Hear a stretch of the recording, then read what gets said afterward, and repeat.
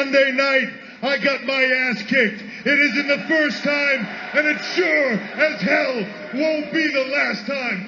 But I'd have had to been dead if you didn't think I was coming here to be with you tonight.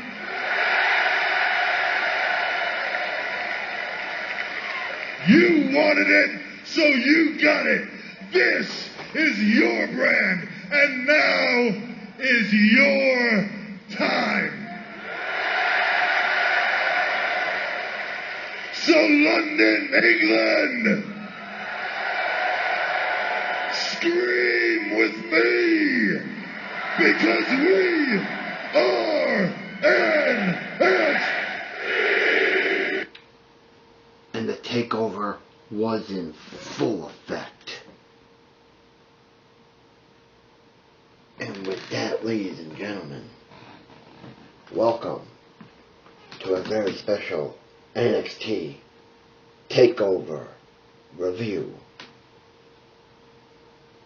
And we have a lot to talk about because there was a lot of great matches at Takeover on Wednesday night.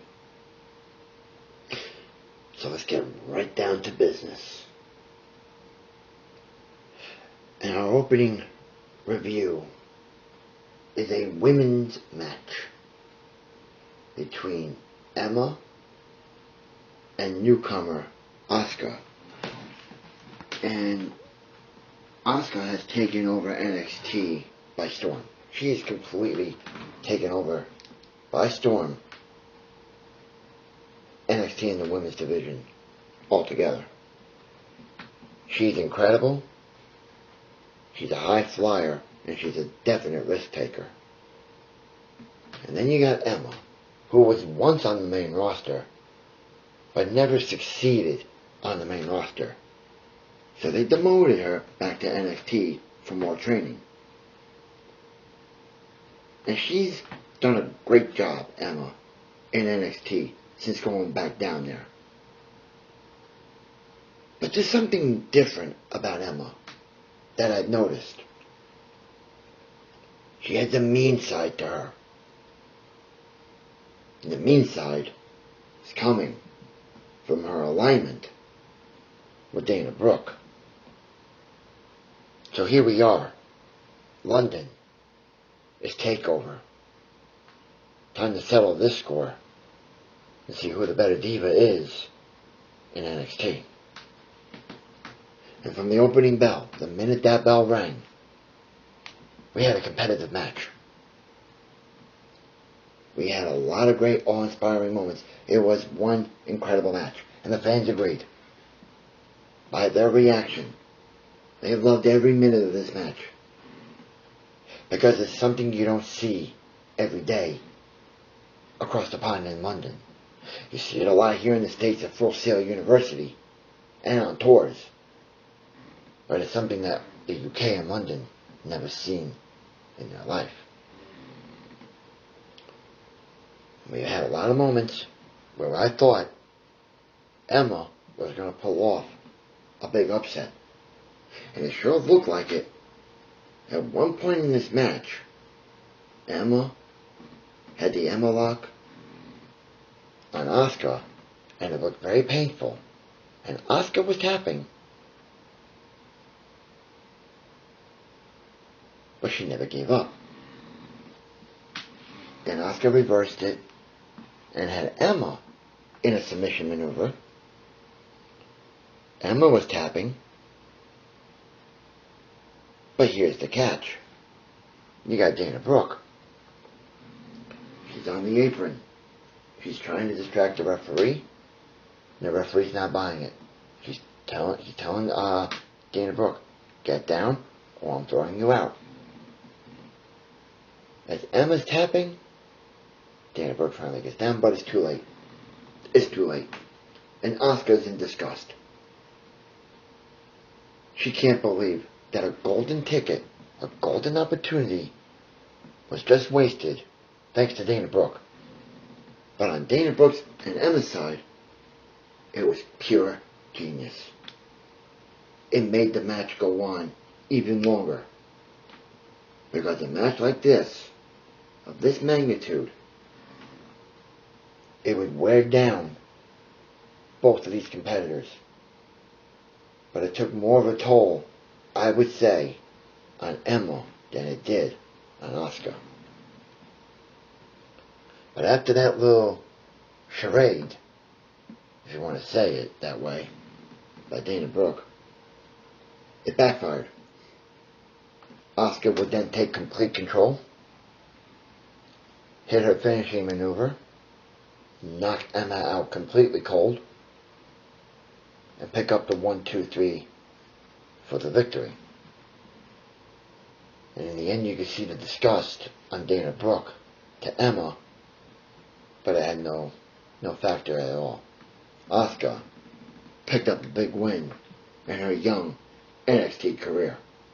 And what better way to do it than live and in prime time in front of a raucous UK crowd and for millions of those watching back home and other parts of the country on the WWE Network or any other platform or social media that they were watching it on.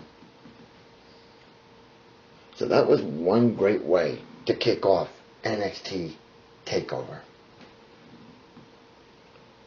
Now we have the Tag Team Championship matches. And here's where it really gets personal. At one point in time, we had Blake and Murphy as Tag Team Champions. They lost to the Vaudevillains back in August at TakeOver Brooklyn. The Vaudevillains then would lose in shocking form to Dawson and Wilder. And since Dawson and Wilder took the NXT Tag Team titles from the Vaudevillains, Enzo Amore and Big Cass finally got their chance at the NXT Tag Team titles. And this rivalry got intense and heated very fast. Before Takeover, a couple of times when these two fought, Dawson and Wilder would try devious moves to take out Enzo and Big Cass. And at one point, it worked. Dawson and Wilder put Big Cass out of commission for almost a couple of months. They damaged the knee to an extent where he needed a lot of time off. And it really aggravated Enzo. So when Big Cass came back, they got to London, and right from the start, this match was equal. There was no competitive advantage to this match. It was an equal match. But unfortunately, the knee was the target of Dawson and Wilder again. And it had a big impact on how this match would end up. Dawson and Wilder, near the end of this match, ladies and gentlemen, took control. They used every tactic that they could in the book. They even had Carmella involved, but Carmella got out of the situation. Tags were being prevented. At this end of this match, ladies and gentlemen, it was Dawson and Wilder had pulled off the biggest upset by hitting a big finishing move and thus retaining their NXT Tag Team titles. But I do see down the road Enzo and Big Cass getting the NXT Tag Team titles. That's if they don't get called up to the main roster. So that was a very good match. It had the crowd even louder. So what better way to keep the crowd wild up than a good old NXT women's match for the women's title. We had Bayley, who won the belt from Sasha Banks, in Brooklyn this past August. But we haven't seen much of Bayley until recently. Nia Jax, who, by the way, ladies and gentlemen, is The Rock's cousin. And Nia Jax, I will tell you right now, I've seen a few matches with this woman. She's a beast. Okay? She's a beast. 275 pounds of muscle. She's a beast. And when we got to Takeover London, I really thought Bayley was going to get destroyed. But surprisingly, Bayley held her own. While Nia Jax had this match in complete control, Bayley somehow found the energy to lock in a sleeper hold and lock in a submission hold to make Nia Jax do what I thought I'd never see happen. She tapped out. In all my life, from watching wrestling, it's been over 20 years already now, I never saw The Rock tap out. Not once. So to see Nia Jax tap out to Bayley and not win the NXT Women's title was shocking. Because the heritage and the blood that runs through her veins means a lot. And she feels that she's let down the family by not winning gold. But now you gotta realize one thing. It doesn't take an overnight miracle to win gold in WWE. It takes hard work, it takes passion, and it takes dedication. While you put on a great match, and you dominated Bayley for 95% of that match, it was the last 5% that got the best of you. But I will tell you, you will get your NXT title, your women's title, down the road. Just not right now. But that was 3 incredible matches that we've had at NXT TakeOver. But like any other pay-per-view, or like any other event, whether it be Raw, SmackDown, Main Event, Superstars, there's always that one match or 2 matches that takes the crowd right out of the whole show. And we had one today. We had Apollo Crews, who's another up-and-coming superstar in NXT, and he's going against NXT's lone wolf of Baron Corbin. Now, Apollo Crews made his NXT debut at TakeOver Brooklyn at the Barclays Center on August 22nd. And right from the get-go, I thought this young man was destined to be NXT champion. And he was. He was destined. From the get-go, this guy was destined to make it big in NXT. And he will. And he ran into a big speed bump in Baron Corbin. Now, ever since losing that Battle Royal and not getting the #1 contender spot for the NXT title, Apollo Crews thought, you know what? I'm not going to let myself not being #1 contender take me off my game. But Baron Corbin saw fit. Baron Corbin said, you know what? You're not the NXT #1 contender for that title. You're distracted. And distracted he was. Even though Apollo Crews says he wasn't, he was. And Baron Corbin took full advantage. This match had no big moments, no OMGs, and no awesomeness to it. It was one of the deadest matches I have ever seen in an NXT TakeOver event. Baron Corbin, the lone wolf of NXT, beat the young and upcoming Apollo Crews.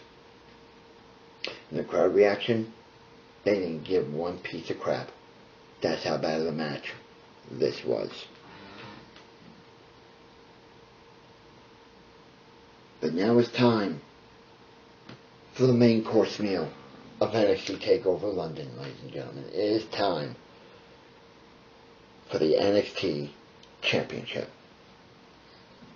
We have Finn Balor, who has had the NXT title gold since the Beast in the East in Japan, July 4th, Independence Day this year.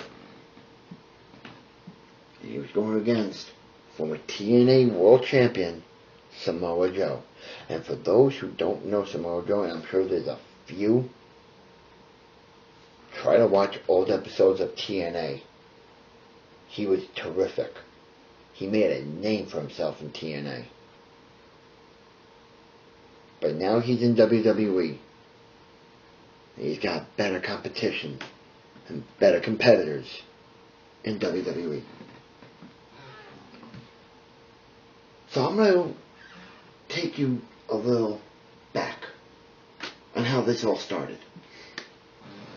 Like I mentioned earlier, Finn Balor has had the NXT Championship belt since July 4th at Beast in the East, when he beat Kevin Owens. Samoa Joe comes in, Finn Balor and Joe team up for the Dusty Rhodes Tag Team Tournament. And they win the whole thing. They win the match. They win it. At Respect. They win it. But Samoa Joe looked at Finn Balor and immediately set his eyes and targeted the NXT Championship. He wants that belt. He wants it. He feels that he needs it to achieve everything that he's ever dreamed of. And since Respect, this past October, according to Finn Balor, they've had a 10-year relationship. And it went down the drain because of the actions of Samoa Joe by attacking Finn Balor week in and week out. And it got real personal for Finn Balor. Because he says, you ruined a 10-year relationship with someone who had faith in you and who trusted in you, and you're willing to throw that aside for the NXT title, and you just did. So now, I don't care what happens to you. What I have in my possession means more to me than it means to you. And when that bell rang, we had the best NXT Championship match, besides the one I saw in Brooklyn with Kevin Owens in that ladder match. We had another terrific NXT title match. Both men, Samoa Joe and Finn Balor, were giving it their all. This was pound for pound an advantage, we thought, for Samoa Joe, but it was also an advantage on the other end for Finn Balor. Now, don't look at their weight and don't look at their height. Look how good these competitors were, okay? They fought tooth and nail through everything. They gave it their all. They did anything and everything possible. Samoa Joe hit a couple of his finishers. Finn Balor hit a couple of his finishers. But both kicked out. They were willing to fight to the end. They didn't care if they were going to kill each other. That's how great this match was. There was going to be a moment in time where Samoa Joe was going to give him, it looked like a Samoa drop from the top rope.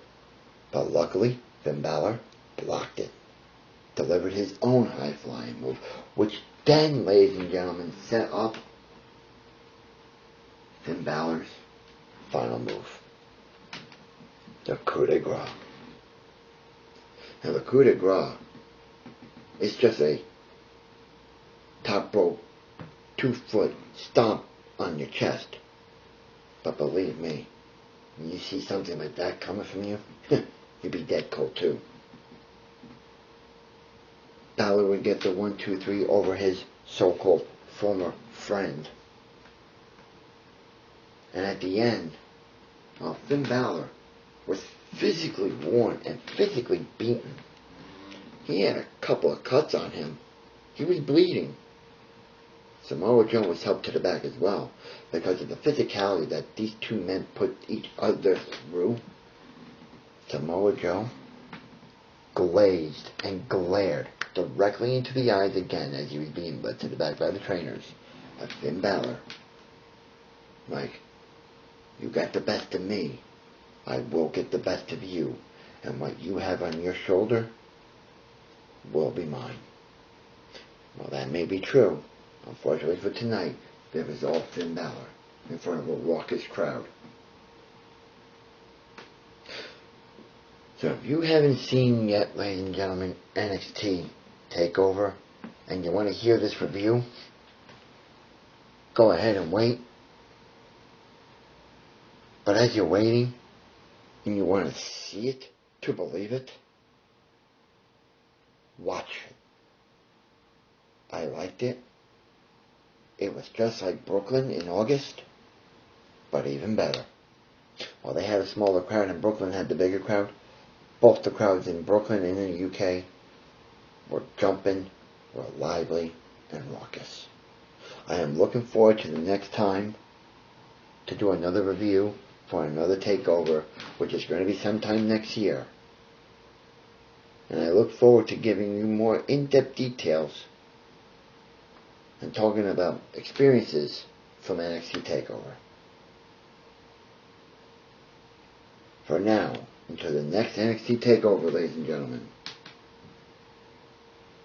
remember, we are NXT.